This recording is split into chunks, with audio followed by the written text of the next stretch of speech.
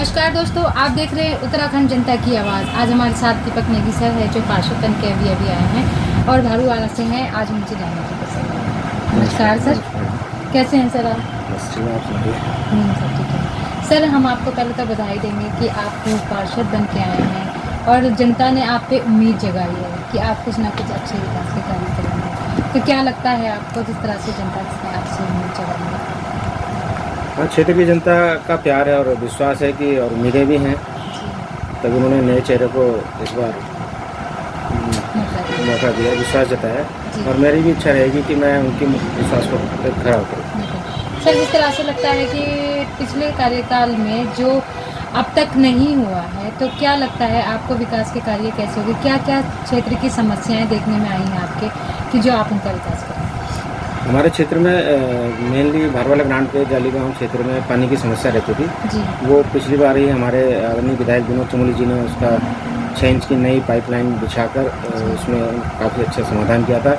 अब नीचे सुभाषनगर क्षेत्र में भी मेनली गर्मियों में पानी की समस्या हो जाती है, तो उसके लिए पंचायत भवन जो नगर निगम में था उसके एक 10 बाई 10 का क्षेत्र हमारे नगर निगम से NOC मिल गई है। वहाँ पे एक ट्यूबवेल की स्थापना की जाएगी ताकि सुभाषनगर और टन्ना रोड वगैरह इस तरह के जितने भी एरिया है उसमें पानी की समस्या का समाधान हो जाए। उसके लिए 27 करोड़ का बजट भी पास हो चुका है।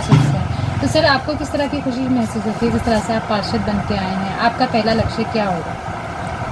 खुशी तो है, बस बाकी ये है कि संघर्ष है अब ये लोगों की उम्मीदों पे खरा उतरना है और उसी में लगे हुए हैं और आनंद के साथ लगे। तो सर, हम आपसे जानना चाहेंगे और जनता को भी बताना चाहेंगे, जिस तरह से अभी जो मीटिंग चल रही है और जो सरकार अब पार्षदों का बजट भी आएगा और आगे काम कराएगी, तो आप अपनी पहली प्राथमिकता क्या देंगे अपने क्षेत्र के लिए? मेरे क्षेत्र में विशेषकर क्योंकि यहाँ पे सफाई व्यवस्था पूरी चरमरा रखी थी। जब से बोर्ड भंग हुआ था हमारे पास सिर्फ 3 सफाई कर्मचारी थे, तो जो भी प्रॉपर नहीं सफाई हो पा रही थी ना, पूरे वार्ड में 3 सफाई कर्मचारी कैसे कर पाएंगे? उनमें से भी एक का पैर फ्रैक्चर हो गया, तो अब 2 ही हो गए। तो ये बात मैंने बोर्ड बैठक में भी उठाई थी कि मुझे विकास को इस कार्य से तो उतना अभी आवश्यकता नहीं है, क्योंकि हमारे विधायक जी का आशीर्वाद हमेशा हमारे ऊपर रहा है। जिस दिन हम जीत के आए थे 80 लाख का मेरे वार्ड को PWD से कार्य सैंक्शन होकर शुरू हो गए थे। तो उसका जो जालीगांव में हमारा एक क्षेत्र है शेर पंजाब वाली गली में, लोगों के घरों में ताला बन जाता है बरसात में, तो हमने विधायक जी से बताया था कि ये समस्या है, तो उन्होंने पहला काम वही शुरू किया और अभी भी वो काम चल रहा है। कल भी वो कार्य का निरीक्षण करने आए थे आदरणीय विधायक जी। तो मतलब विकास कार्य तो विधायक जी के थ्रू हम पहले से कराते रहे हैं, क्योंकि मैं भाजपा का यहाँ महामंत्री भी था इस मंडल का, तो मैं जो भी समस्या विधायक जी के पास ले जाता था वो अवश्य पूरी होती थी। तो सर, क्या क्या विकास के कार्य किए आपने, जिस तरह से भी बताया? पूरे पहले महामंत्री के उसमें भी हमने आपको बताया है कि 6 इंच की पाइपलाइन, एक ऊपर ट्यूबवेल पुराना जो वो हो चुका था उसको वो करा के रिपेयर करा के वहाँ से 6 इंच की, जिसमें कि पूरे अभी तक लोगों ने बिना मोटर के छतों में टंकियों में पानी चढ़ रहा है और विधायक जी को बहुत आशीर्वाद देने हैं जनता, और उसी का फल हमें भी मिला। पूरे जालीगांव की सारी सड़कें बनवा दी थी वो विधायक निधि से हमने पहले ही बनवा दी थी। जी हाँ जी। दूसरा, यहाँ पे आर्य समाज का भवन है, वो मेरे पास समस्या लेके आए थे कि यहाँ पे आर्य समाज का भवन चूर है, काफ़ी पुराना है, टपक रहा है। तो मैं विधायक जी के पास गया, मैंने कहा सर ऐसी बात है। तो विधायक जी ने निरीक्षण किया और उन्होंने कहा कि आप छत क्यों ग्रोटिंग मत करवाओ, इसकी जगह इसके ऊपर शेड डलवा दो, तो उससे आपको एक बड़ा हॉल भी मिल जाएगा। और इस तरह से मतलब विधायक जी की दूरगामी सोच है, जिससे कि अच्छे परिणाम मिले और लोगों का मेरे प्रति विश्वास भी बना। तो और उन लोगों ने मुझे आप लगा लीजिए, मैं पिछले बार के चुनाव में 56 वोट से हारा था, तो इस बार लोगों ने मुझे 960 वोटों से जिताया। 960 वोटों से जिताया, बहुत बड़ी बात है। तो सर, हम आपसे जानना चाहेंगे, जिस तरह से मोदी जी के लिए सभी कहते हैं, मोदी जी खुद भी कहते हैं सबका साथ, सबका विश्वास, सबका विकास हो, तो क्या लगता है कि जिस तरह से आजकल चल रहा है, तो क्या ये वाकई में है कि सबका साथ, सबका विकास? जी जरूरी है, सबका साथ। जो भी भारत की जनता है, हिंदुस्तान की जनता है, सबका साथ जरूरी है। मोदी जी का तो है ही है लक्ष्य कि मतलब सबका साथ, सबका विश्वास और सबका विकास। तो हम तो उसी विचारधारा के हैं, तो आप जानते हैं हम उसी चीज़ को फॉलो करते हैं। मेरे यहाँ वार्ड में चर्च भी हैं, मस्जिद भी हैं, हर तरह के लोगों का प्यार और सम्मान मिलता है। बहुत बढ़िया। तो सर, हम आपसे जानना चाहेंगे, जिस तरह से मोदी जी ने भी बेटी बचाओ बेटी पढ़ाओ का नारा दिया है, आजकल आप देख रहे हैं अपराध बहुत हो रहे हैं, क्राइम बहुत ज़्यादा हो रहे हैं उत्तराखंड के अंदर भी, क्या कहना चाहेंगे आप, किस तरह से इसे करना चाहिए? देखो ये समस्याएं तो बड़े स्तर की समस्या हैं। वैसे तो बेसिक इसमें है कि आपको परिवार वालों को, पेरेंट्स को अपने बच्चों को ही सुधारना चाहिए, तो अच्छी शिक्षा देनी चाहिए। मतलब बेटियों को ही नहीं, बेटों को भी। अगर वो बेटों को कहेंगे, टोकेंगे, तो बेटियां तो अपने आप ही सुरक्षित हो जाएंगी। जो असल में जो अलग अलग नीति अपनाते हैं कि बेटा तो 11-12 बजे भी घर से आ रहा तो कोई दिक्कत नहीं, बेटी अगर थोड़ा लेट 8 बजे भी आए तो उससे क्वेश्चन करने शुरू कर देते हैं। तो हमारे तब बेटे से भी पूछो, बेटे से भी पूछो। बहुत बड़ी बात बताई है दोस्तों सर ने कि बेटे से भी पूछा जाए कि वो इतनी लेट क्यों आया है, इस बात पे गौर किया जाए। तो सर हम आपसे जानना चाहेंगे कि जिस तरह से अभी क्षेत्र की जो समस्याएं हैं वो आपके द्वारा कहीं ना कहीं पूरी की जाएगी, तो आपको क्या लगता है जिस तरह से नशे का कारोबार बहुत तेज़ी से उत्तराखंड के अंदर बढ़ रहा है, आपने भी देखा होगा छोटे छोटे बच्चे कहीं ना कहीं किसी क्षेत्र के अंदर इसमें लेके बेच रहे हैं, तो आप क्या सरकार से अपील करेंगे, इस बारे में क्या कहना चाहेंगे अपने विधायक से भी कि जो इस पर वो करें? देखो, नशे से तो हमारी युवा पीढ़ी तो बर्बाद होती है जी। और वो भी आजकल तो तरह तरह के नशे हो गए। पहले तो 1-2 नशे थे कि भाई आदमी शराब पी लेता था या स्मोकिंग कर लेता था, लेकिन आज के दिन में तो पता ही नहीं चल रहा कि क्या कर रहा है जी। वो ज़्यादा हानिकारक है जी। क्योंकि जिस चीज़ का पता हो उसका इलाज क्या जाता है, जिसके बारे में पता ही नहीं चल रहा है ये कौन सा नशा करके आ रहा है या क्या कर रहा है, तो उसके बचाव के लिए हमारे जो क्लाइम टाउन थाना है उनके साथ हमारी बीच बीच में मीटिंगें भी चलती रहती हैं। तो इसमें यही प्रयास रहता है कि नशा मुक्त, मेरा तो प्रयास ये है कि नशा मुक्त वार्ड बने अपना, तो अच्छा खुशी होगी, हर बच्चा तरक्की करे। क्योंकि हमारे वार्ड में आप यह देखेंगे कि 35,000 के आसपास बच्चा बाहर से पढ़ने आता है रोज़, जो क्योंकि ग्राफिका इंस्टीट्यूट है, सेंट पैट्रिक स्कूल है और भी 2-3 इंस्टीट्यूट हैं यहाँ पे, तो जिसके कारण कि बाहर का छात्र यहाँ बहुत होता है। और बाहर से जब छात्र आता है तो थोड़ा सा मतलब आप जानते हो घर से बाहर निकल जाता है, थोड़ा मानसिकता ऐसी होती है कि मैं थोड़ा एंजॉय भी करूँ, तो हम कहते हैं अच्छा एंजॉय करो, ऐसा एंजॉय करो कि दूसरे को तकलीफ ना हो।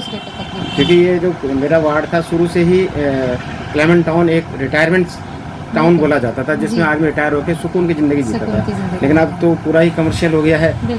तो हम बच्चों से यही कहते हैं कि भाई आप अपना एंजॉय करो, घर से बाहर आए हो ठीक है एंजॉय करो, पढ़ाई के साथ साथ एंजॉय भी जरूरी है, लेकिन ऐसा एंजॉय नहीं होना चाहिए कि किसी बुजुर्ग को दिक्कत हो, किसी माँ बेटी को दिक्कत हो, और नशे नुशे से दूर ही रहें। तो सर हम आपसे एक क्वेश्चन और जानना चाहेंगे, जिस तरह से स्कूलों में बच्चे पढ़ते हैं तो क्या लगता है जिस तरह से बच्चों की फ़ीस एकदम बढ़ाई जा रही है बहुत से स्कूलों में, तो आप क्या कहना चाहेंगे उन अभिभावकों को कि मतलब बच्चों की फ़ीस कम की जाए, कि डबल से फिर से वो चार्ज लेते हैं किसी न किसी चीज़ का, या एग्ज़ाम होने के बाद से फिर से वो चार्ज बिठा देते हैं, गरीब परिवार के बच्चे पढ़ नहीं पाते हैं इस कारण।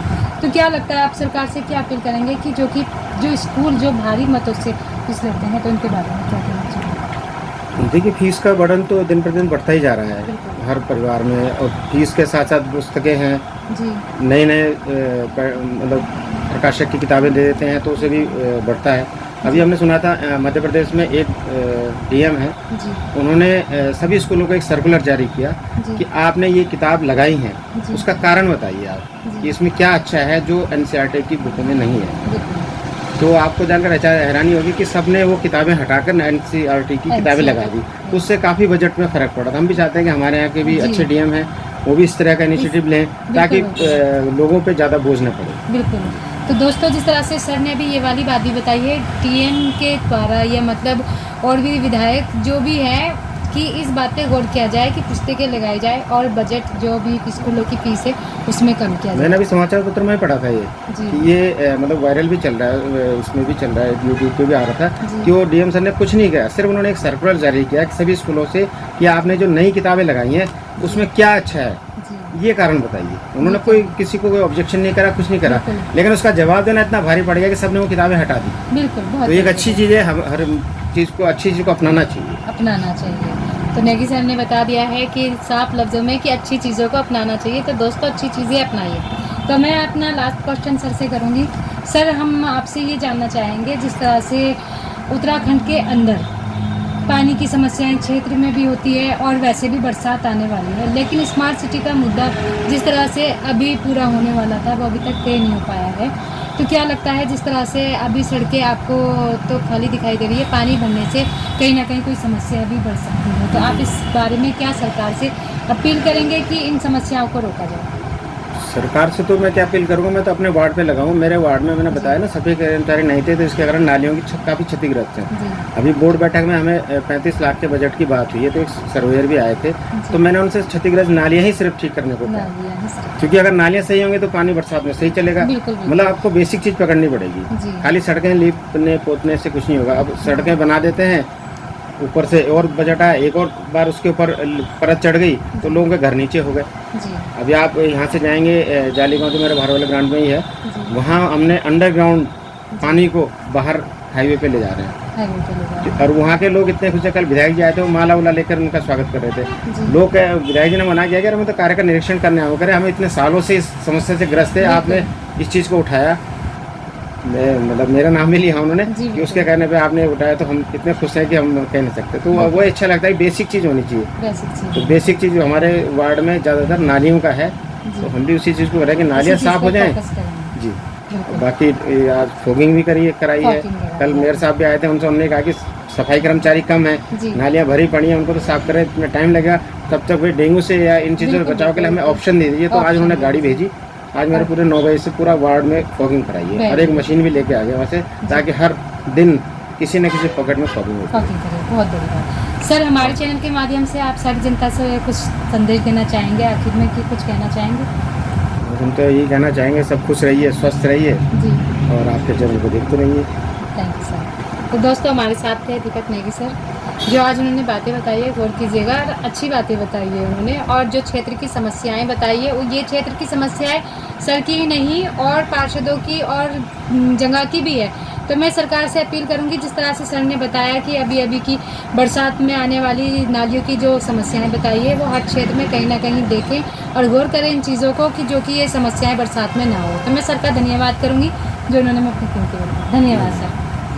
मैं भी न्यूज़ में कहीं ना कहीं नई शख्सियत के साथ मिलूंगी। देखते रहिए उत्तराखंड जनता की आवाज़, माहिरा और आदि के साथ। धन्यवाद।